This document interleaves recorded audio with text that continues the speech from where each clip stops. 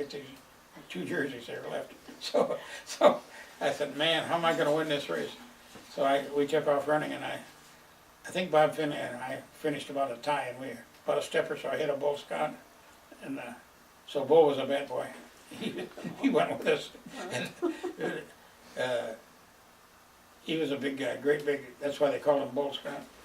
But We have a picture of that team, right? yeah, someplace we got a picture of that team, and but Virgil was the oldest, and he was a terrific ball player. He was 14, and he was a great leader, and so he said he more or less organized the neighborhood, even with some of the parents, and Mr. and Mrs. Finley. Mr. Finley was one of the few that worked steady. He worked at Chevrolet, General Motors, and he had three boys, Jack and Bob, and Richard was a young boy, about Keith's age. But he said, well, we're gonna go spend the night at Middle Straits Lake. I'd never heard of it, but I thought, boy, this is gonna be fun. And we stayed in tents. Virgil and I were tent mates, Virgil Scott and I, and we were cooking breakfast, and we forgot to put grease in the pan for 2 cooked eggs. We had some eggs, and I was telling Virgil about that about a year ago, and he said, I forgot all about that. But Mrs. Finley happened to be there, and she said, boys, you need help. She said, I'll help you. So she put a little butter in her, or oleo, whatever it was, bacon grease, and we cooked the eggs, and we had a terrific time. And that's the first time I'd ever tasted iced tea. Man, I loved it. I fell in love with it. And she made a great big picture of iced tea. So, and then my Uncle Dewey had a ball team. He and Uncle Abe had a baseball team. They were young men. And Howard and Louie played on it. And Floyd always kept score. And he had a really good baseball team. And he played, they played other teams from around the Detroit area at United Oak School Ground. But Uncle Dewey could hardly run. He had a bad, injured his leg working, and he could just, when he limped all around the bases, but he could really play ball. And he's the only one I ever saw hit one over the corner of United Oak School. And but he had a lot of the high school boys that are friends of my older brothers that were on the team, and they were terrific. I remember one incident, they were playing a black team from Highland Park, and Bill Wilson, who was later an assistant football coach at Hazel Park, and he played first base and pitched, and he's left-handed, great big fellow, and he pitched, sometimes he'd throw the ball, and he's so wild he'd throw it behind the batter, and these black players would get up there and say, whoa, boy, I'm scared to death of this man. He said he's so wild, and he said, whoa, I don't want to bat, and he'd run off. And then finally, he'd get back in, and they'd talk him into getting in. But he was an effective pitcher because they were so scared of him. When he got the ball over the plate, he'd get him out. But he played center on the University of Detroit football team, and he was one of our heroes. Then he came back, and he was my football coach for 2 years when I was in high school. In fact, when I was in the 9th grade, he taught me how to tackle. He said, Glenn, I'm going to teach you how to tackle. He said, I've known you since you're a little kid, and your brothers were good football players, and I want you to be one of the best. And I said, how can I be one of the best? And he said, I want you to be able to tackle. He said, if you're good enough, you can tackle me. And he weighed about, which in those days was he was about 220 and about 6'1". And I weighed probably 100, at that time in the 9th grade, I probably weighed about 135. So eventually I could tackle him, and he said, that's the way to do it. That's the way to tackle. So from then on, I knew how. I figured if I could tackle him, I could tackle any high school player. And he had played 4 years at the University of Detroit, and he was terrific. But he was a good coach. He was the assistant. But he helped with baseball and football. And he only stayed there a year or two, and then he had a better job. He went on, he worked for newspapers. But it was fun to have him as a coach. But he was one of the best coaches I ever saw. That was just some of the incidents that happened when we were kids.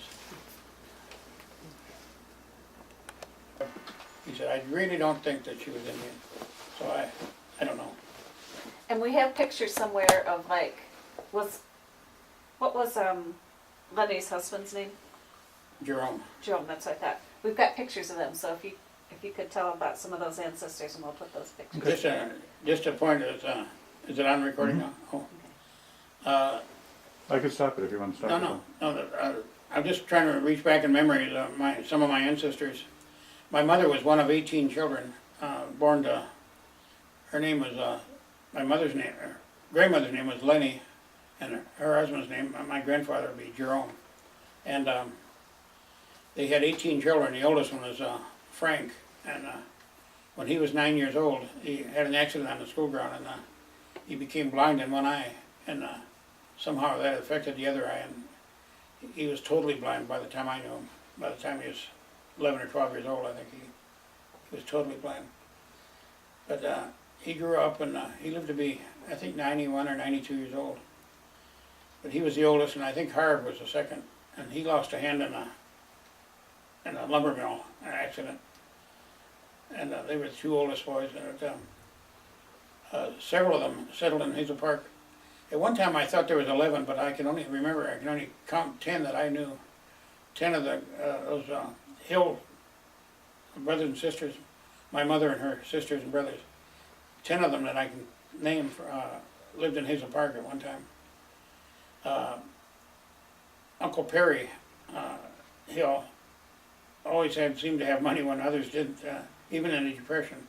He worked at Ford Motor Company, and then plus he would go out to some family of my Aunt Ella's family, his wife. She had lots of family up in Imlay City and Marlette. And he'd go up there and get eggs from them. They were farmers. He'd bring them back and sell them, and he'd always make a little extra money. But anyway, he was one of the older ones. He had 3 children. Wilma, who is still living, she lives in Ocala, Florida, in the north part of Florida. And Carl lives down in middle Florida, Tarpon Springs, Florida. And Marvin died several years ago, and he lived in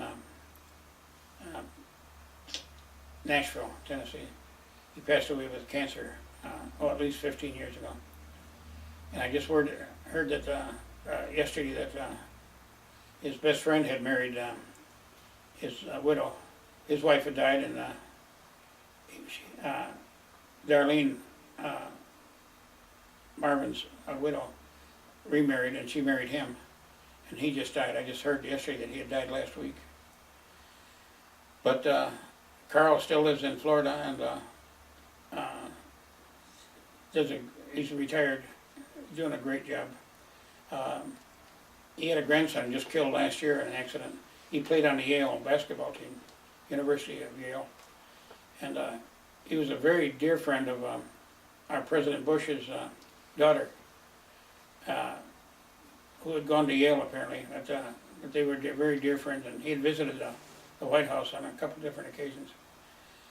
I had always heard that my Grandma Hill, Lenny, was Indian, but then I've heard later that they didn't think she was, so I'm not sure. I can't say that she was for sure.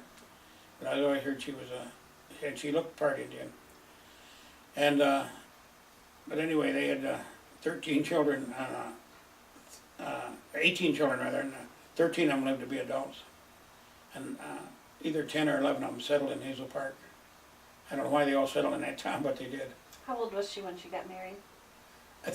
I'm not sure. I think she was 16, 15 or 16. I mean, she was quite young when she married, and I remember him.